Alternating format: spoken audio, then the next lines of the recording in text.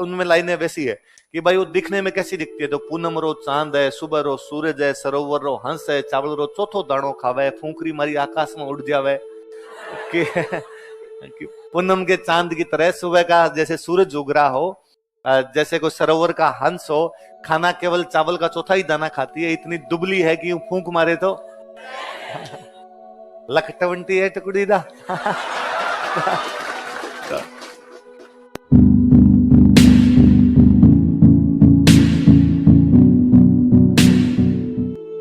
दास garden की book है अचलदास खिंचरी वचनिका।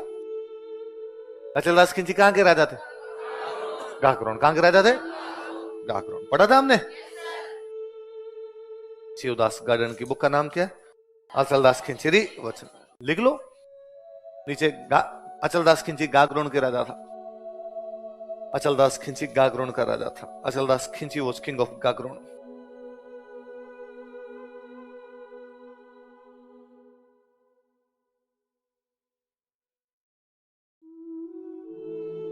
अचलदास खिंची गाकरोन का राजा था। अचलदास खिंची वॉज किंग ऑफ गाकरोन। अचलदास खिंची था ना, अचलदास खिंची की शादी की हुई थी कुंभा की बहन के साथ। कुंभा पढ़ते हैं अपने? तो कुंभा की एक बहन थी, उसका नाम था लाला मेवाड़ी। क्या नाम था भाई? मेवाड़ की राजकुमारी थी। कुंभा कहां का राजा? मेवाड़। तो मेवाड़ का राजा इसलिए क्या हो गई? मेवाड़ की राजकुमारी इसलिए मेवाड़ी। लाल कंवर ऐसा कोई नाम रहा होगा तो लाल कंवर का हो गया लाला। मेवाड़ की थी इसलिए क्या हो गई? तो लाला मेवाड़ी अचलदास खिंची की रानी थी और बड़ी डोमिनेटिंग महिला थी। तो अचलदास खिंची को बड़ा दबा के रखती थी बेचारे। और उसने अचलदास खिंची कह रखा था, उस लाला मेवाड़ी उसकी पहली रानी थी, पटरानी थी। जैसे अपने पढ़ते युवराज की पहली शादी के समय जब पहली शादी हुई होती, पर उसने शादी करने के बाद उसने कहा कि जिसने मेवाड़ शादी कर ली अब वो छोटी मोटी जगह तो क्या ब्याह करेगा, और कहीं शादी करने की आवश्यकता। तो अचलदास खिंची के बेचारे को एक ही रानी थी।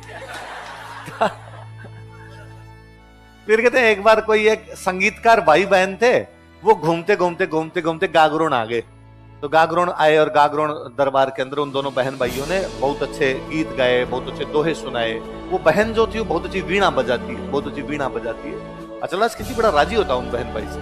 अचलदास खिंची उस लड़की को कहता है कि तुम मेरी बहन के समान हो, और बहन मैंने अब तक ये सुना था कि मारवाड़ की जो महिलाएं होती है वो 36 गुणों से परिपूर्ण होती है।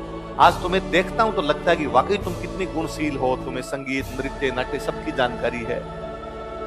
तो वो लड़की जो थी उसने कहा कि राजा, जब तुम मारवाड़ की महिलाओं की इतनी तारीफ कर रहे हो, मारवाड़ की लड़कियों की इतनी तारीफ कर रहे हो, तो क्यों ना तुम मारवाड़ से एक रानी ले आओ।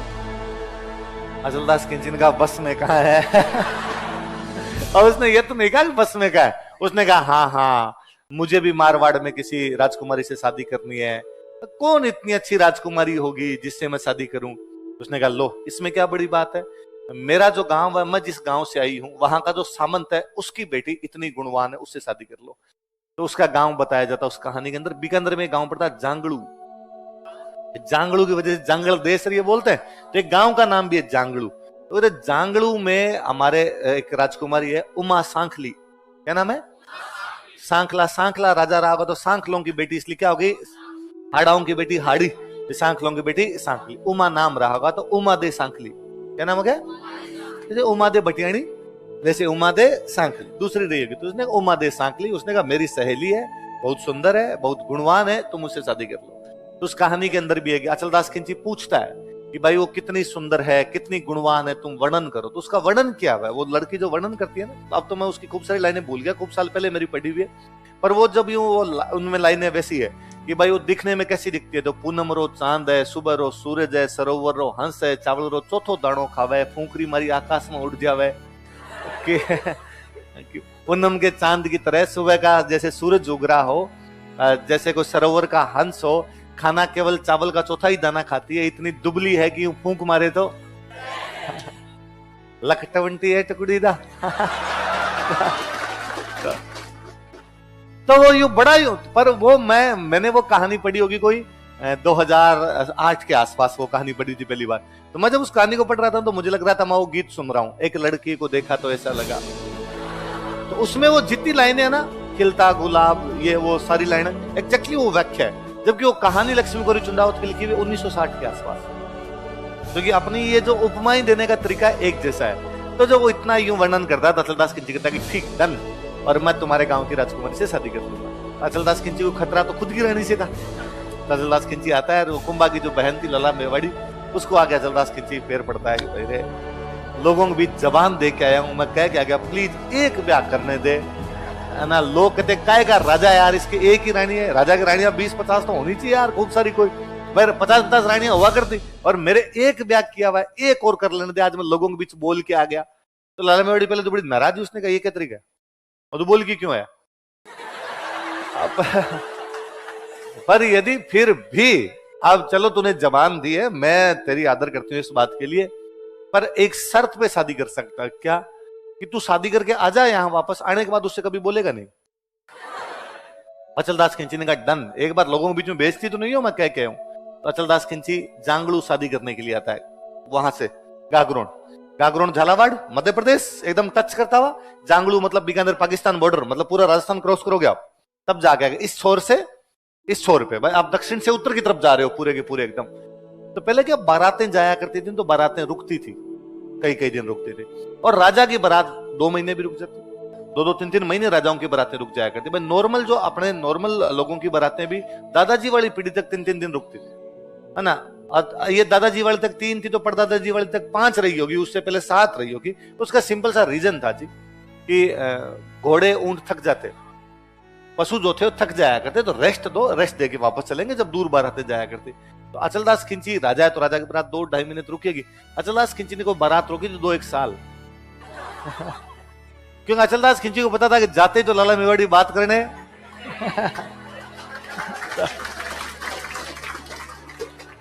अचलदास खिंची इधर ही बैठ गया था, अपने वापस गए, मरने दो रे, क्या लाएंगे उधर जाए। और उमादे सांकली वाकई बहुत सुंदर थी, तो वह अचलदास खिंची यहीं पे। अब उधर भाई गागरोन में टेंशन होगी, भाई आई क्यों नहीं बारात, बारात क्यों नहीं आई। उधर से लेटर लिख के भेजे, भाई कहाँ अटक गए, कोई बीमारी से हमारी हो गई, कोई हमला हो गया, कोई और दिक्कत आई, क्या दिक्कत हुई। पर अचलदास खिंची ने कह कहा कि भाई गागरोन से चीजें लेटर आए, फाड़ फाड़ के फेंको रे, जाने नहीं। फाइनली लाला मेवाड़ी वहां से एक मंत्री भेजती है, पुरोहित जी भेजती है, पंडित जी भेजती है, जाओ और जाके राजा से पूछो क्या दिक्कत है। पुरोहित आता है, आके राजा कहता है कि भाई तुम चल क्यों नहीं रहे, वापस चलना चाहिए तुम्हें। राजा ने कहा यार बारातें इतने दिन तो रुकती है, इसमें क्या यार, थोड़े दिन तो और रुकते हैं। उसने कहा थोड़े 2 साल में बैठा, और मैं ना राज्य में घूम के आया, तू तो अंदर बैठा है ससुराल के अंदर, मैं राज्य में घूम के आया, लोग बात कर रहे हैं काहे का जवाई है, घर जवाई हो गया, यहीं पे आके बैठ गया, बेइज्जती नहीं होती यार, ससुराल में आके टिक गए यहाँ पर, और तुम क्यों नहीं चल रहे, मुझे रीजन तो बताओ। तो अचलदास खिंची कहता है कि मेरा लाला मेवाड़ी को कहा हुआ है कि वहां आते बात बंद कर दूंगा, और ये बात मेरे सेट नहीं बैठ पा रही है। तो वो पुरोहित जी कहते हैं अच्छा दुख है पेट बतावे मत हो, कि बीमारी कुछ और है, इलाज उसका दूसरे प्रकार से करना चाहता है। तो उसने कहा अच्छा ये बात है ना, फिर अपने काम करते हैं, यहां से तो निकलते हैं, रास्ते में धीमे धीमे चलेंगे। अचलदास खिंची 2-1 साल लगातार रास्ते में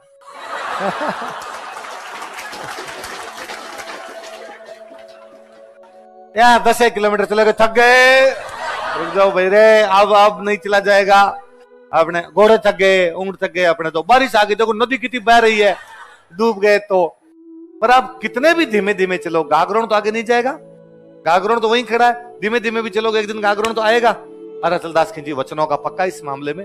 जैसे ही वहां पर पहुंचे, उस रानी के लिए, उमादेव सांकली के लिए अलग से एक महल बनवाया, अब वो रानी उसमें रहती। अचलदास खिंची वापस गया ही नहीं कभी। 7 साल बीत गए इस बात को। 7 साल बाद में वो लड़की जिसने वो रिश्ता करवाया था, जो उमादेव सांकली की दोस्त थी, वो वापस आई।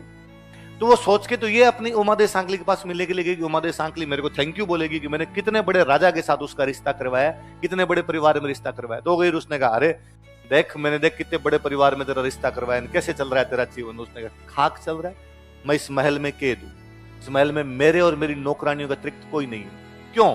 अरे यहाँ आने के बाद पता चला कोई राजा के और पहले वाली रानी के बीच में इनके समझौता था कि यहाँ आने के बाद बातचीत ही नहीं होगी।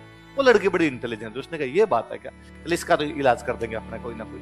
क्या इलाज करेंगे? तो उसने अगले दिन एक खबर फैलाई चारों तरफ गागरोन के अंदर कि दुनिया में सबसे सुंदर हार यदि किसी महिला के पास है तो उमादेव सांकली।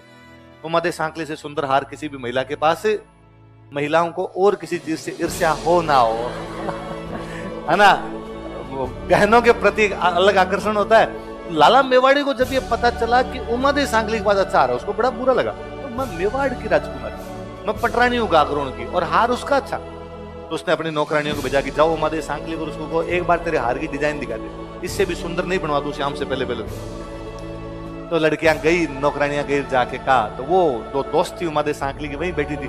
तो उसने कहा कि लाला मेवाड़ी को जाके कहो कि हार तो हम देखने के लिए दे देंगे, पर एक दिन के लिए अचलदास खिलजी को हमारे महल में भेजना पड़ेगा। अब वो लाला मेवाड़ी ने कहा डन, कोई बात हार चाहिए भाई साहब, है ना। तो अचलदास खिलजी उस दिन जब दरबार से वापस आए, लाला मेवाड़ी ने कहा कि वो भी आपकी रानी है, आपको जाना चाहिए संभालने के लिए। अचलदास खिलजी ने कहा तूने क्या खाया आज, तेरे चक्कर में नहीं जा रहा, बाकी मुझे तो पता ही है, मैं ब्याह करके आया तो मेरा कर्तव्य बनता है कि भाई उसको भी संभालना चाहिए। लाला मेवाड़ी ने कहा मैं छूट दे रही हूँ, एक दिन के लिए तुम जा सकते हो। तो अचलदास खिलजी वहां गया। मैं कई बार सोचता हूँ यार उमा देवी सांकली कितने राजी हुए होंगे कि जाने कितने दिनों के बाद उस टाइप का फील हुआ होगा कोई। अब भाई वो एक दिन के लिए अचलदास खिलजी रुके, एक दिन के लिए रुके, जैसे ही अगला वो 24 घंटे खत्म हुए और वो लाला मेवाड़ी ने वापस नौकरानी भेजी राजा को वापस चले। तो नौकरानी वापस आई, नौकरानी ने कहा भाई उधर लाला मेवाड़ी के महलों में पधारना आपको। तो राजा जब निकलने लगा ना वहां से, तो वो जो उमा देवी सांकली की वो दोस्त थी वो महल के बाहर बैठी थी। तो उसने महल से बाहर निकलते हैं उसने कहा कि पोर भई पगड़ो हुओ बिछड़न रही है बार। पोहर मतलब सुबह हो गया, पगड़ो मतलब सुबह हो गया, पोहर मतलब 8 पहर बीत गए ना, 24 घंटे हो गए, पगड़ा मतलब सुबह हो गया। पोर भई पगड़ो हुओ बिछड़न रही है बार, क्या बिछुड़ने की वेला आ गई। लै सखी थारो बालम और उरदय मारो हार। ये सखियों तुम्हारे बालम को तो ले जाओ, लाला मेवाड़ी के पति को ले जाओ, लेकिन हमारा बदले में क्या देके जाओ। तो उन लड़कियों ने हार दिया उसको। तो अचलदास खिलजी ने पूछा अरे ये क्या बोला, और तुमने क्या लिया क्या दिया। तो उस लड़की ने वो हार दिखाते हुए कहा कि गागरोन के राजा की कीमत एक हार है, एक हार देके गागरोन के राजा को 24 घंटे के लिए कोई भी खरीद सकता है। अचलदास खिलजी को बड़ा बुरा लगा कि यार ऐसा कैसे किया जा सकता है मेरे साथ। अचलदास खिलजी वापस आए, लाला मेवाड़ी को कहा भाई आप मुझे कहते ना तो मैं दुनिया की सबसे खूबसूरत हार आपको ला के देता, पर आप मेरी कीमत कैसे लगा सकते, तुमने मुझे बेच कैसे दिया था। लाला मेवाड़ी ने कहा छोड़ो, जो हुआ हुआ, अब जो हो गया बस खत्म, आप इधर बैठो। अचलदास खिलजी ने कहा ना, आपने अपना शर्त तोड़ी है, आप इस प्रकार बेच नहीं सकते, अब तो मैं आपके पास रहूंगा ही नहीं, अब मैं उमा देवी सांकली के पास।